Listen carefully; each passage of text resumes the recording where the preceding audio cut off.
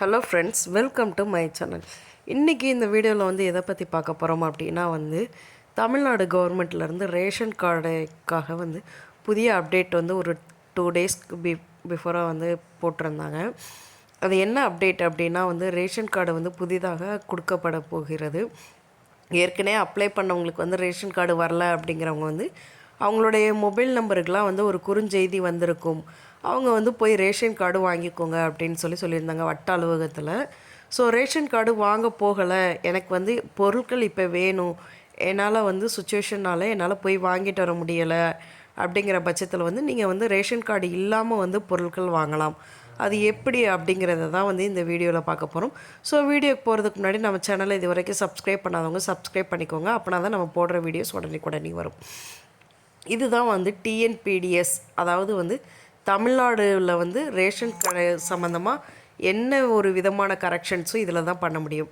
So இதில் வந்து மின்னணு அட்டை விண்ணப்பித்த நிலை அப்படின்னு இருக்கா, அதை கிளிக் பண்ணிங்க அப்படின்னா வந்து இந்த மாதிரி குறிப்பு எண் அப்படின்னு கேட்கும். ஸோ நீங்கள் வந்து இந்த மாதிரி வந்து உங்களுடைய குறிப்பு எண்ணை போட்டு பதிவு செஞ்சிங்கன்னா உங்களுடைய எல்லாத்துக்குமே வந்து எல்லா அப்டேட்டுமே உங்களுக்கு கிடைக்கும்.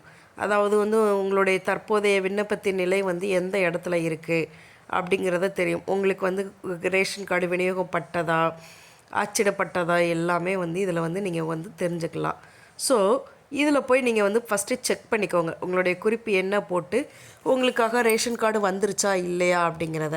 அப்படி இல்லை, எனக்கு வந்து தெரியும் நான் ரேஷன் கார்டு வந்துருச்சு அப்படிங்கிறவங்க வந்து என்ன பண்ணுங்க அப்படின்னா வந்து ஃபஸ்ட்டு பேஜ், அதாவது முகப்பு பக்கம் போயிட்டு பயனாளர் உள்நுழைவு அப்படின்னு சொல்லி ஒரு ஆப்ஷன் இருக்கா இந்த மேலே.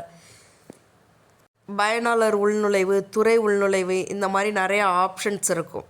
ஸோ அதில் வந்து நீங்கள் என்ன கிளிக் பண்ணணும் அப்படின்னா வந்து பயனாளர் உள்நுழைவு அப்படிங்கிறத நீங்கள் கிளிக் பண்ணிங்க அப்படின்னா வந்து உங்களுக்கு வந்து ஒரு நியூ பேஜ் ஓப்பன் ஆகும். அந்த பேஜ் இந்த மாதிரி தான் இருக்கும்.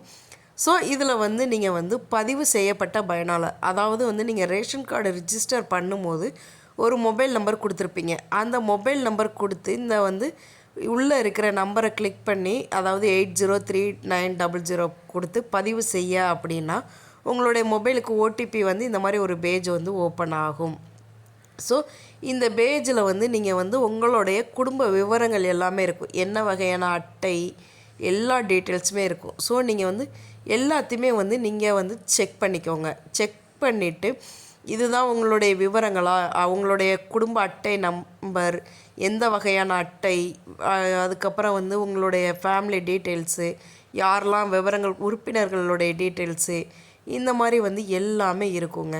ஸோ இதில் வந்து நீங்கள் வந்து உங்களுடைய டேட்டாவை வந்து பிரிண்ட் பண்ணிங்க அப்படின்னா வந்து கீழே ஒரு ஆப்ஷன்ஸ் இருக்கா, மின்னணு அட்டை கோப்பு பதிவிறக்கம் அப்படின்னு சொல்லியிருக்கா, அதை கிளிக் பண்ணிங்க அப்படின்னா வந்து உங்களுக்கான அட்டையை வந்து பிடிஎஃபாக டவுன்லோட் ஆயிரும். அதாவது உங்களுடைய குடும்ப அட்டை வித் உங்களுடைய ஃபோட்டோவோட எத்தனை எண்ணிக்கை, அட்டை வகை எண் எல்லாமே இந்த மாதிரி வந்து ஒரு பேஜ் வந்து ஓப்பன் ஆகிடும். ஸோ இதை வந்து நீங்கள் பிரிண்ட் அவுட் எடுத்துகிட்டு போய் உங்களுடைய நியாய விலைக்கடை, அதாவது ரேஷன் கடையில் போய் நீங்கள் கொடுத்தீங்க அப்படின்னா வந்து உங்களுக்கு வந்து பொருட்கள் கொடுத்துருவாங்க.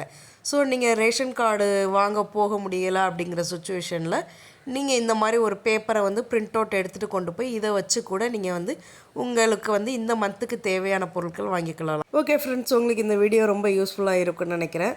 தேங்க்யூ. நெக்ஸ்ட் வீடியோவில் மீட் பண்ணலாம்.